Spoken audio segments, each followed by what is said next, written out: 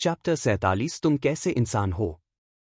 एक ड्यूक और मैं एक निजी बातचीत कर रहे थे। केट, तुम जाओ और नाश्ता करो, जब हम बात खत्म कर लेंगे तो मैं तुम्हारे पास आऊंगी, कैटरीना ने कहा, केट को दूर भेजने की कोशिश करते हुए ताकि उसका दिल फिर से न टूटे। अब जब एडगर शादीशुदा हो चुका था, तो कैटरीना केट की एलेसेंड्रा को एडगर से छीनने में मदद करने का इरादा नहीं रखती थी। अब केवल एक ही तरीका था कि केट को उसकी मिस्ट्रेस बनाया जाए जो उसकी पत्नी को भगा दे। लेकिन कैटरीना नहीं चाहती थी कि केट की ऐसी प्रतिष्ठा हो। क्या मैं नहीं रुक सकती? केट ने एडगर से अनुमति मांगी। उसे समझ नहीं आ रहा था कि उसकी मां इस पल को क्यों बर्बाद कर रही है, जबकि वे अभी अभी इस बात पर सहमत हुए थे कि वह डचेस बनेगी।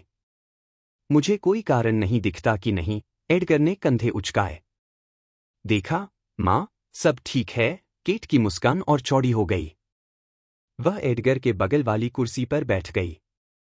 मेरे पिता के गुजर जाने के बाद हमारा हालचाल जानने आने के लिए धन्यवाद।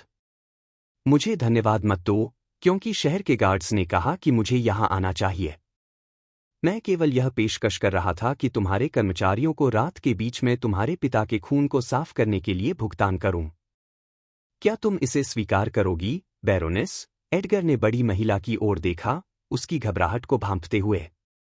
एडगर को यह देखकर मजा आ रहा था कि कैसे बड़ी महिला पसीने से तरबतर हो रही थी, जैसे कमरा अचानक गर्म हो गया हो।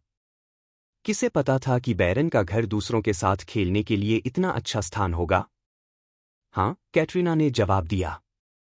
उसका हाथ डर से कांप रहा था कि कहीं एडगर की शादी का जिक्र न हो जाए।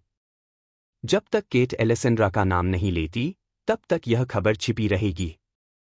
यह वाकई आपकी बहुत दयालुता है, केट ने कहा। फिर तुम उस आदमी के प्रति बहुत दयालु हो जिसने तुम्हारे पिता को मार डाला। क्या तुम मुझसे कुछ चाहती हो? एडगर ने सवाल किया, क्योंकि युवती ऐसे लग रही थी जैसे वह उस पर झपटने वाली हो, मानो वह उसका शिकार हो।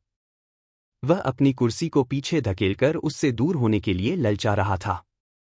अगर आपने मेरे पिता को मार डाला, तो इसका मतलब है कि उन्होंने कुछ बुरा किया था, है ना? मैंने सुना है कि यह वह काम है जो राजा ने आपको दिया है।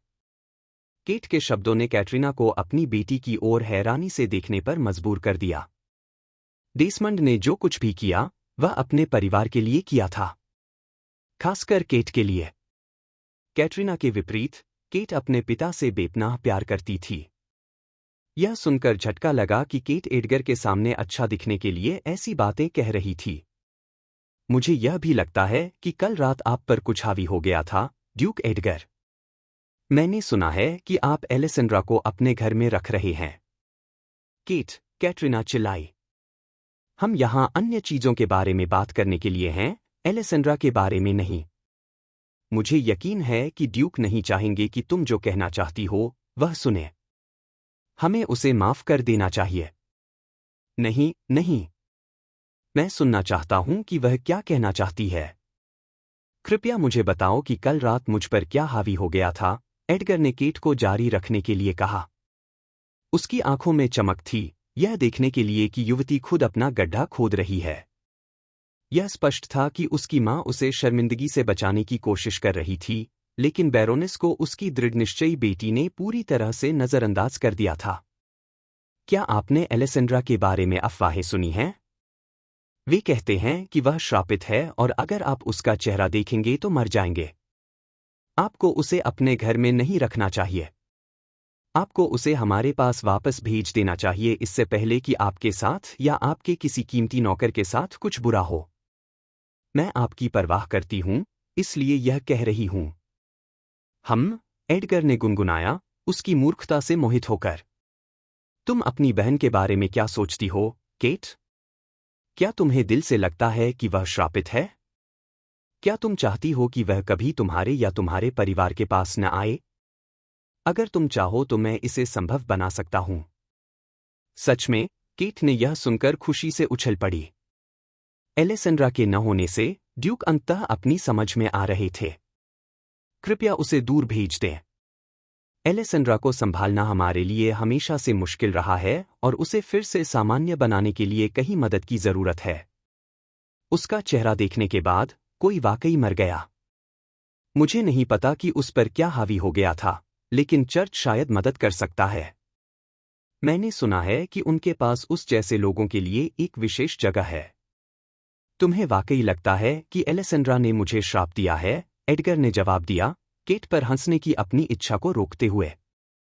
उसे हमेशा से यह जानने की उत्सुकता थी कि इन अफवाहों पर विश्वास करने वाले मूर्ख लोग कैसे दिखते होंगे, और अब केट की वजह से उसे एक स्पष्ट तस्वीर मिल गई थी।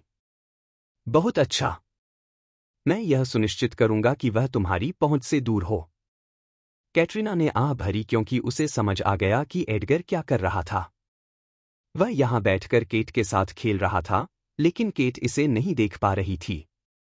धन्यवाद, ड्यूक एडगर। आप उसे कहाँ भेजेंगे? लॉकवुड के चर्च में या अगले शहर के चर्च में? मैंने सुना है कि अगला चर्च बहुत कठोर है और किसी को भी बचा सकता है। एलेसेंड्रा को यह जानकर खुशी होगी कि हम उसकी मदद कर रहे हैं। केट अपने उत्साह को नियंत्रित नहीं कर पा रही थी कि आखिरकार वह एलेसेंड्रा से छुटकारा पा रही थी। बेशक, एडगर एलेसेंड्रा को एक रात बिताने के बाद दूर भेजना चाहेगा। अब केट के लिए उसके बगल में अपना सही स्थान लेने का समय था। मैं उसे अपने घर में रखूंगा, एडगर ने जवाब दिया। हाँ, यह सबसे अच्छा। केट के शब्द धीरे धीरे खत्म हो गए क्योंकि उसे एहसास हुआ कि एडगर ने क्या कहा। क्या? आप उसे अपने घर में क्यों रखेंगे? आपको उसे कहीं दूर भेजना चाहिए। तुमने स्वीकार किया कि मैं उसे तुम्हारे परिवार से दूर रखूं। मेरी पत्नी के रूप में एलेसेंड्रा सभी तरह के लोगों के साथ मिलजोल नहीं करेगी। मैंने तुम्हारी इच्छा पूरी की है, केट। तुम्हें मेरा शुक्रिया अदा करना चाहिए। एना, बैरोनेस, एडगर ने कही गई महिला की ओर देखा। उसने उसे संबोधित करते हुए सहमकर जवाब दिया। अगर कोई था जो अभी एक गड्ढा खोदकर वहां से भागना चाहता था, तो वह कैटरीना थी। आपकी पत्नी के रूप में? यह कैसा बीमार मजाक है? केट हंसने लगी। उसने अपनी मां की ओर देखा, उम्मीद करते हुए कि वह भी उसके साथ हंसेगी, लेकिन कैटरीना ने केट से माफी मांगी। आप उससे शादी नहीं कर सकते। केट अचानक खड़ी हो गई। मैं आपको उससे शादी करने नहीं दूंगी। ऐसा लगता है कि इस घर में कोई भी पत्नी की परिभाषा नहीं जानता। एलेसेंड्रा मेरी मंगेतर नहीं है, वह मेरी पत्नी है क्योंकि हमने कल रात शादी कर ली। तुम्हारे पास आपत्ति करने के लिए कुछ नहीं है। मैं इसकी सराहना करूंगा अगर तुम अपने शब्द रखो और एलेसेंड्रा से दूर रहो। सालों से तुम्हारे साथ उसके बुरे रिश्ते को देखते हुए, यह सभी के लिए अच्छा है कि हम अलग रहें, एडगर ने कहा। आप जानते थे कि मुझे आपके लिए भावनाएं हैं, लेकिन आपने मेरी बहन के साथ समय बिताया। आप इतने क्रूर कैसे हो सकते हैं, एडगर? केट ने एडगर के सामने रोने से बचने के लिए अपने नाखूनों को हथेली में दबा लिया। जब उसका दिल टूट रहा था, तब भी वह उसे प्यार करती रही। उनके साथ होने की उसकी उम्मीद अभी भी बाकी थी। क्रूर? एडगर हंस पड़ा क्योंकि यह एकमात्र समय था जब उसे क्रूर नहीं कहा जा सकता था। हाँ, मैं तुम्हारी भावनाओं से अच्छी तरह वाकिफ था, और हर बार जब तुमने कोई कदम उठाने की कोशिश की, मैंने तुम्हें ठुकरा दिया। यह तुम्हारी गलती है कि तुम लगातार उस व्यक्ति के पीछे भागती रही हो जो तुम्हारी परवाह नहीं करता। थोड़ा गर्व करो, केट। तुम देर से बैरन की बेटी हो। उसे क्यों? क्या आपने नहीं सुना कि उसका चेहरा बर्बाद हो गया है? लोग आपकी शादी के बारे में सालों तक बात करेंगे। वह आपके लायक महिला नहीं है, एडगर। मैं कहीं बेहतर हूं। मुझे ले लो। केट ने एडगर की ओर बढ़ने की कोशिश की, लेकिन कैटरीना तेजी से खड़ी हो गई और अपनी बेटी को रोक दिया। यह अच्छी बात है कि मैंने कभी परवाह नहीं की कि दूसरे मेरे बारे में क्या सोचते हैं। एलेसेंड्रा और मैं ठीक रहेंगे। तुम्हें दूसरों के सामने कम मायूस दिखने पर काम करना चाहिए। जितना मनोरंजक यह था, मैं यह दिखावा करूंगा कि मैंने तुम्हें इस तरह कभी नहीं देखा ताकि तुम अपनी गरिमा बनाए रख सको। बैरोनेस, यह सुनिश्चित करो कि तुम्हारी बेटी मेरे या मेरी पत्नी के पास न आए, नहीं तो तुम ही बैरेट परिवार की अंतिम सदस्य रह जाओगी, एडगर ने चेतावनी दी। केट का बचकाना पीछा करना अब बंद होना चाहिए क्योंकि अब वह शादीशुदा था। उसने इसे सहन किया क्योंकि वह समझता था कि युवा लड़कियां अपनी भावनाओं को नियंत्रित करने में असमर्थ होती हैं, लेकिन अब उसकी मायूसी पूरे कमरे में फैल गई थी। यह अब असहनीय हो गया था। आंसुओं से भरी आंखों के साथ केट ने कहा, तुम्हें इसका पछतावा होगा। मैं तुम्हें दिखाऊंगी कि तुमने गलत औरत को चुना है। अगर केट एडगर को नहीं पा सकती थी, तो एलेसेंड्रा जैसी कोई भी नहीं पा सकती थी। एडगर से एलेसेंड्रा को छीनने के लिए केट ने उनके स्तर तक उठने की योजना बनाई, जहां उसके पास एलेसेंड्रा को हमेशा के लिए खत्म करने की शक्ति होगी। उसे तब एलेसेंड्रा को मार देना चाहिए था, न कि केवल उसका चेहरा बर्बाद करना।